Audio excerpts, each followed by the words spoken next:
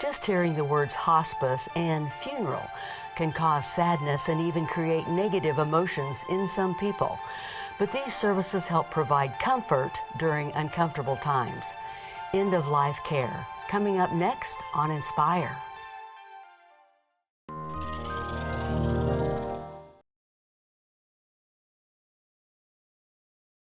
Inspire is sponsored by Kansas Furniture Mart, using furniture to inspire conversation. And by the Blanche Bryden Foundation.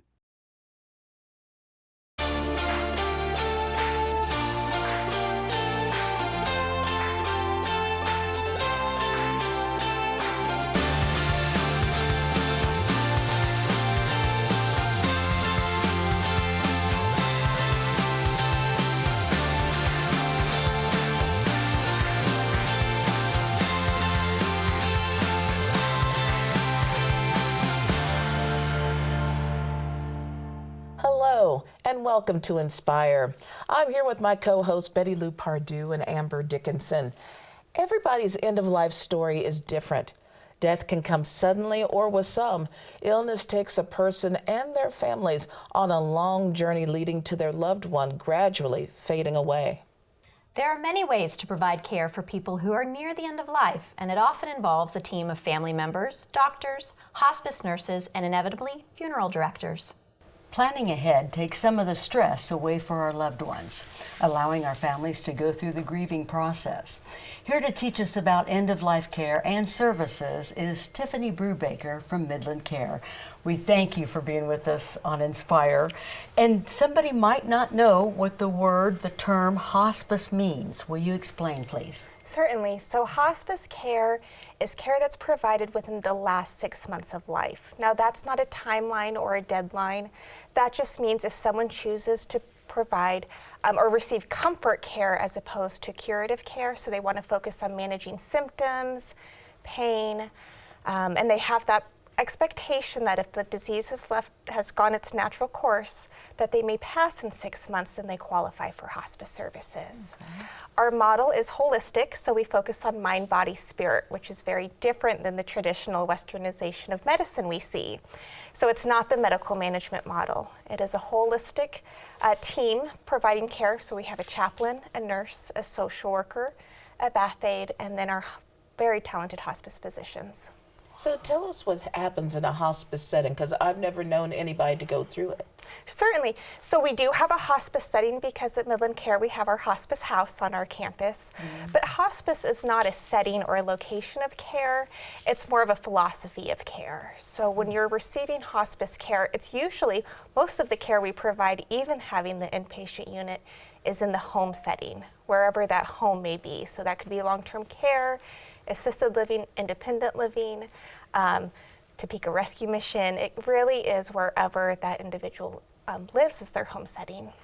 So in addition to this holistic care that you're providing the person who's actually going through hospice, what kind of benefits can a family experience when they have a loved one going through hospice? I appreciate you bringing up that question because often, once again, with the traditional modern medicine, we have the patient and we kind of have where the doctor tells you what to do and what you're going to take. And in hospice, it's not just the patient, but the family members are considered part of that unit of care. And so not only do you have that kind of support through counseling and planning, but then hospice does provide medications, equipment, and supplies. And so that can be a huge benefit for many families who might not have access to those or have, economic situations that prevent them from having utilization of those services. Hospice eliminates some of those barriers to receiving all the care you need at end of life. Well, I've heard people say that their family member has gone through it, or they as a family have gone through it, and it's actually a beautiful experience. How? It is. So I really stress, and I love to get out into the community and talk about hospice because it's kind of looked at as a negative word, like it's the H word, and we don't say hospice. Yeah. And it really robs us of the opportunity to provide meaning at end of life. And so I love to be able to talk about how if you can get more towards that 6 months and not wait till those final hours, then you really receive the maximum benefit. If you're waiting until the very end of life, well then we'll get your symptoms managed and we'll provide our bereavement service. So at Midland, we have the Center for Hope and Healing, and we follow the loved one's journey for 13 months following the death of their loved one. However, that's not good utilization of the service.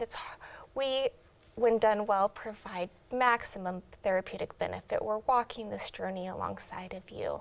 I mean, we're not coming in and solving the world's problems. That's not what we're able to do, but we're really able to help them come to terms with what's next and accept that. If they're willing and wanting to accept that, or sometimes people don't. Sometimes they're angry. I helped at the hospice house a few nights ago, and the patient that passed was my age, and that was a hard journey for me because no one wants to accept. I don't even want to accept that. This was my first time meeting this lovely lady. So it is hard. Hospice is hard because losing is hard. But denying that and being in denial doesn't allow us to work through the process that's inevitable anyways. You just shared several things that I was unaware of. First of all, I'm thinking a hospice situation is like maybe the last couple of weeks of a person's life. So you saying 6 months totally changed my thought. And then also you're talking about a young woman. Again, I'm thinking that hospice is for older people. Talk more about that. Certainly. So with specific to Midland Care, we do accept pediatric populations. Oh my goodness. And that is always, challenging for all involved because that doesn't make sense and that's not fair. However, once again, there's a myth that you choose hospice means you're choosing to die, and that's simply not the case. Nothing we do hastens or shortens or anything with that prognosis. Personally, I'm spiritual. I believe God gave me an expiration date. I don't know when that is. I hope many, many, many decades from now. Right. We do too. Thank you. But I think that's the hard part with hospice is because we wait till those final moments because we think if we choose hospice, then we're choosing to pass, and that's not the choice that's being made. The choice when choosing hospice is I'm choosing comfort. I'm choosing to not go to the hospital. There comes a point in time where the hospital no longer has that fix-it button, or are the risks worth the benefits? And there's going to be a point in time where it's not. And that's when families come to hospice and say, let's focus on comfort. There's no cure. Or I don't want the cure, or the cure is going to cause more hurt and pain and suffering, and I don't want that for my future. And that happens, unfortunately, at any age. Cancer, as we were just speaking about our work with the American Cancer Society, cancer has no age. It is blind to all involved. And so we do unfortunately receive those recipients, but it is a privilege and an honor to be able to provide that end-of-life care, even if it's a little hard for us as people. So it sounds like there is a big emphasis on sort of the psychological impacts of someone going through hospice care. So do you tend to see that people that come in that may be nervous or scared or upset, do you tend to see that through hospice care, do they get to a little better place psychologically speaking? We see, especially when we maximize the benefit, we have seen that. And if I may share an example, of course with HIPAA I have to be very vague, so I won't go into too many details, but there was a young woman in her early 20s. And of course, mom and her are resistant. This is not fair. But the hospital basically said there's no cure. There's nothing we can do. You don't want to come to the hospital. You're not wanting, and so let's focus on comfort, and those were their goals. And so we were able to come alongside of them and really work through, and because we had about 3 weeks, which is still short. I mean, think if you were told today you have 3 weeks left. Dealing with that shock, working through that, accepting that, that's a process. And by having trained clinicians that are used to walking this journey alongside, and the more time we have that, the 6 months, when I've seen patients on 6 months, we've seen patients on a year, sometimes more, because that's, once again, not an expiration date. We have no way to know. But we do see that we're able to provide those resolutions where and maybe not, I mean, there's still hurt and there's still pain, but that there is a level of acceptance that there's a reconciliation there. That's wonderful. Well, Tiffany, thank you so much for sharing with us, and thank you for the work that you and your team are doing over at Midland. I'm amazed, and just thank you for everything that you're offering the patient and the families as well as their friends. So we're going to take a quick break. When we come back, we'll demystify the mortuary. Stay with us.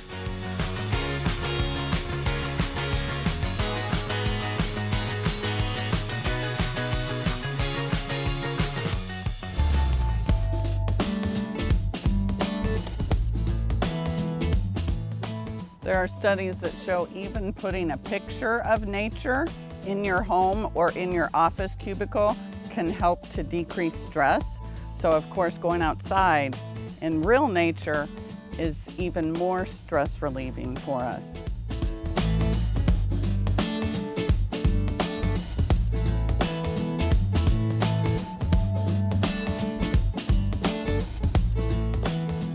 Also, we know that you can, of course, exercise while you're outside. So you could not just sit and listen and relax, which is awesome, but you could exercise by hiking, walking, paddling, biking, all those other outdoor things. Disc golf, anything outside could be a combination of soothing for your soul and great for your physical well-being.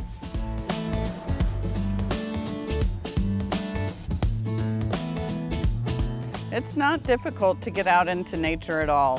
Whether you live in the country or the city, you can really get out into nature in your own backyard. There's lots of state parks, city parks that you can visit. Today we're at Kaw River State Park. It's the newest state park in Kansas. It's located right on the edge of Topeka, next to the train, next to the river, next to the highway, but it feels like we're in the middle of the woods because we are. When we're outside in nature, the healing properties include the sounds and the smells of nature. It just brings us back maybe to our youth, to time that we used to play outside or be creative and imaginative with being outside. Just listening to all the nature around us, even when there's a car or motorcycle going past, I can still hear the birds. And being grounded in nature, so feeling attached to the earth, actually is really helpful for people.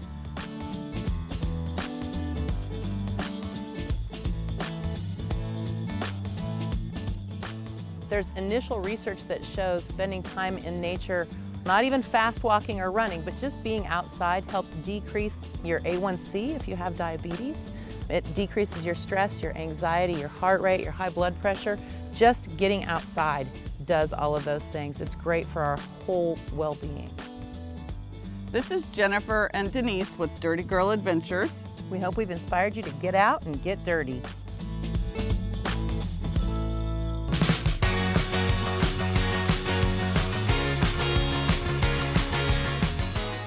Thank you for staying with us. We now have Lisa Manley and Audrey Bell joining us via Zoom. Both are funeral directors and embalmers for Warren McLean Mortuary and Cremation Services. Hello, thank you so much for joining us today. So we'll just jump right into it. And we're really curious about what kind of advice would you give to someone who is faced with planning a funeral? I'd say the best advice is just getting to know and coming into the funeral home and talking and getting all of your arrangements set up, whether that's someone at need or if someone is in a pre-arrangement situation. Just coming in and feeling comfortable and getting to know the funeral director, and they'll help you each step of the way. Yeah, I think also with the pre-planning portion, if you're leaving your wishes with your family, it's easier for them in the long run when they are coming in to make at-need arrangements, that they have a guide of what the wishes were of their deceased loved one. And funerals have changed so much. Some people prefer to have it more somber, and some people like to just have a party. And again, I'm guessing that that's whatever the family prefers or the deceased has said they prefer. We have, like, for example, funerals with very traditional music. And yesterday, our church funeral, the wife had asked for peppy music, and we had a 6-man band, and they just had a celebration. Is that one of the newer trends in the industry then, that people are choosing more of a celebration instead of something so somber? I would say yes, that's definitely more of a trend. We're trying to help people find the right venue for their celebrations, whether I know the church setting or our mortuary setting is fine for some, but trying to find a different location is also very important for families as well. So when you have someone coming in because they need to make arrangements, and perhaps this is not something that they've done before, and perhaps they don't necessarily have wishes that have been left behind, what can someone expect when they first come to you to try to get things set up? I would just say that we lead them through different options that they have to choose from, and maybe they go home and think about it and get back in contact with us with what type of service that they're wanting to have. We try best to talk through every option that's available, whether it's, a simple cremation, whether it's a service with the body present, and then cremation to follow. There's all different options available, and we try to talk through with every family all the options possible. Kind of a unique option here in Lawrence that maybe we do more often than other towns get to is a green burial option. Oh, what is that? Explain that, yeah. It's an all-natural burial where there is washing of the body and no embalming, typically a cardboard or banana or bamboo leaf casket, and no vault with the burial. Now that is unusual. So that is something that the pre-planning would definitely help. And can you expand a little bit on the pre-planning? Because it seems like we're hearing more and more about the importance of that, and how you don't want to add extra stress onto the family at an already very sad time. Families can go ahead and prepay for that service too. So that's a less of a burden on the family when the time comes, that it's all taken care of in advance. It's a stressful time, but it just seems to be a less of a burden for the family when they know all the wishes are down, financially things are covered.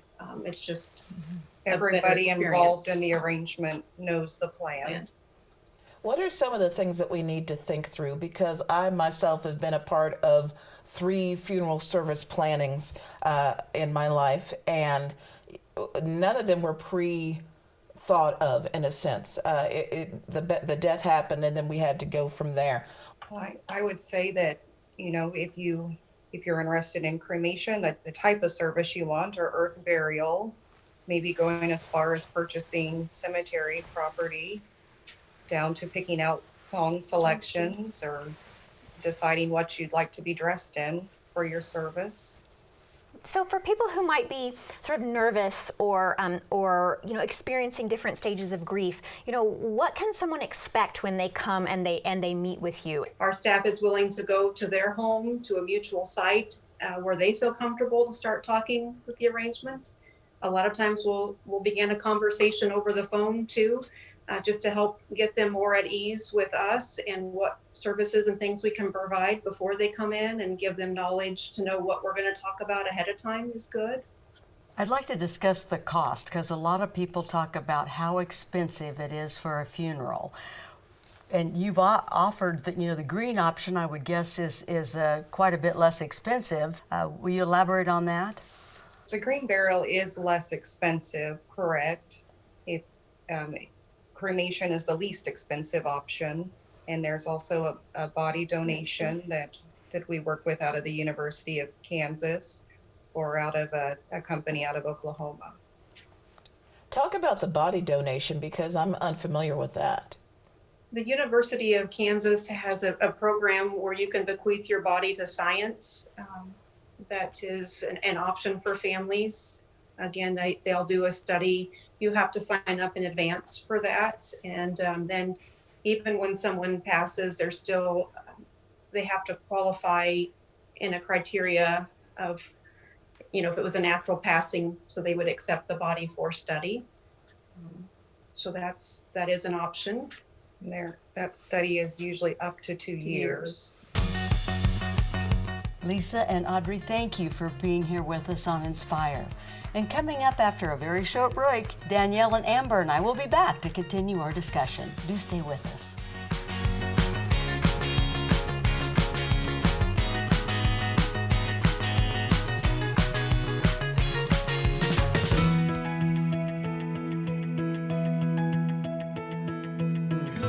My name is Barbara Waterman Peters.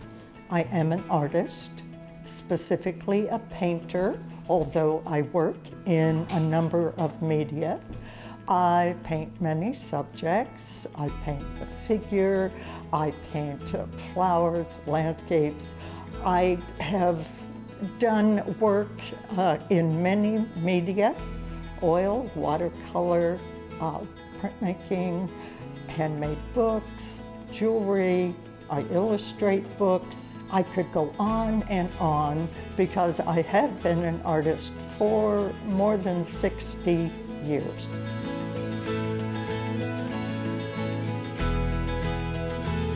I have never wanted to be anything else. I just assumed I was an artist. It was part of my persona, part of the way I thought of myself. And it continues to be that. In fact, I almost think of myself more strongly as an artist than anything else. It's just there, it's inherent, immutable, as it were.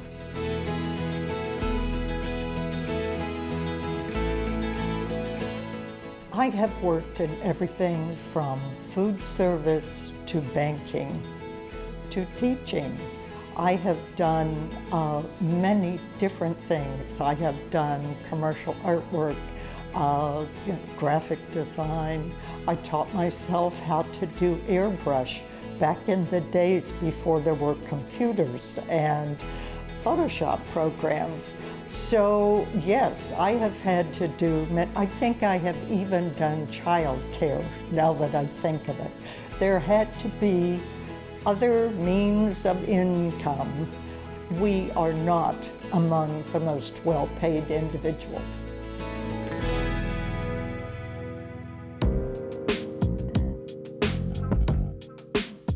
Working in the bank, I acquired public relations skills, the importance of records. All of that has been very valuable. But it also taught me to observe human nature. And even when I'm not painting, I'm often looking at people or at objects or at landscapes, enjoying the way the light hits, the shadows form, the way the figure is moving in space. So I'm thinking visually even when I am not actually drawing or painting.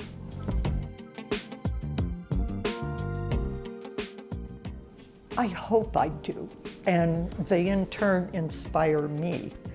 But I hope by continuing to pursue my art for all these years shows that A, it can be done, B, it's certainly worth it, and that no matter the things you might be up against, if you really, really want to make art, you'll find a way to do it.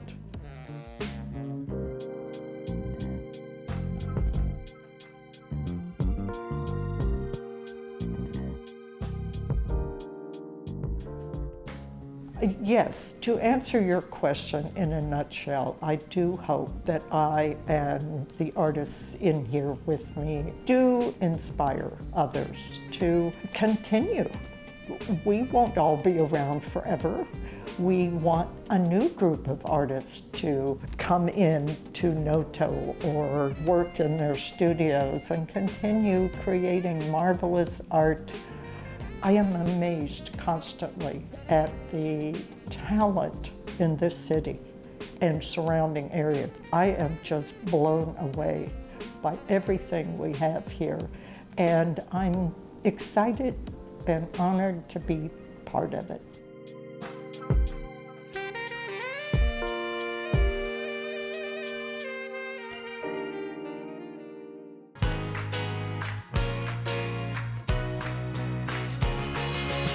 And we're back. Ladies, we had a great discussion earlier about end-of-life care. It's a topic that makes people really uncomfortable, but they showed us how hospice and funeral services can help. And so what are your takeaways from today's conversation?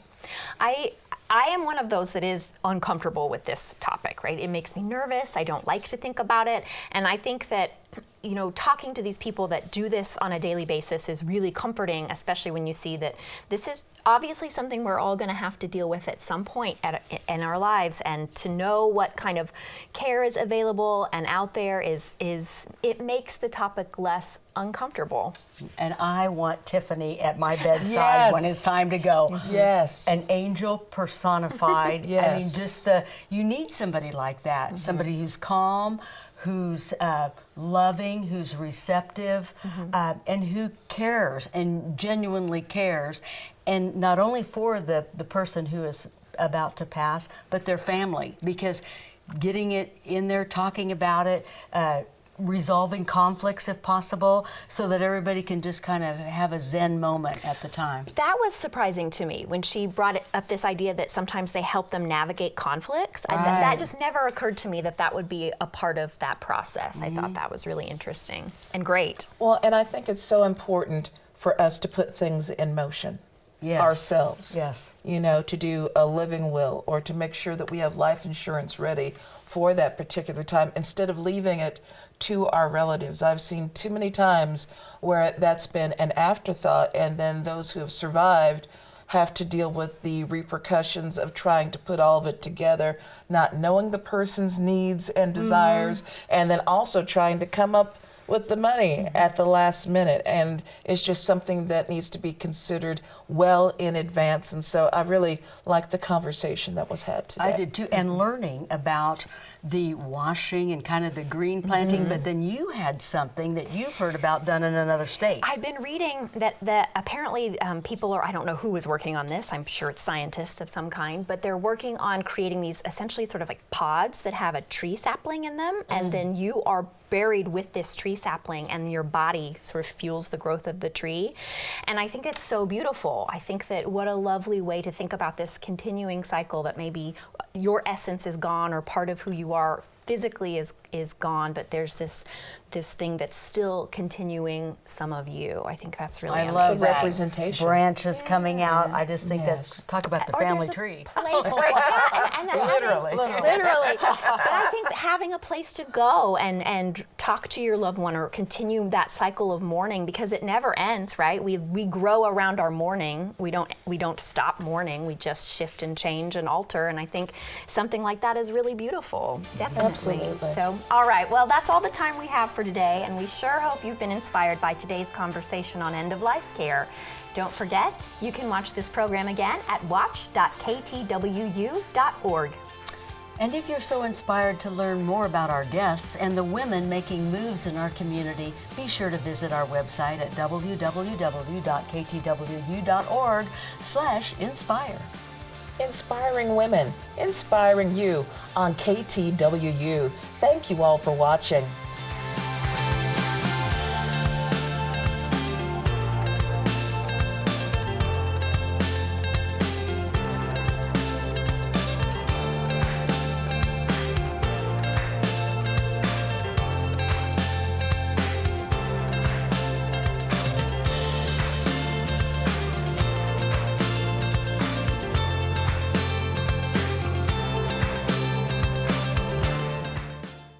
Inspire is sponsored by Kansas Furniture Mart, using furniture to inspire conversation.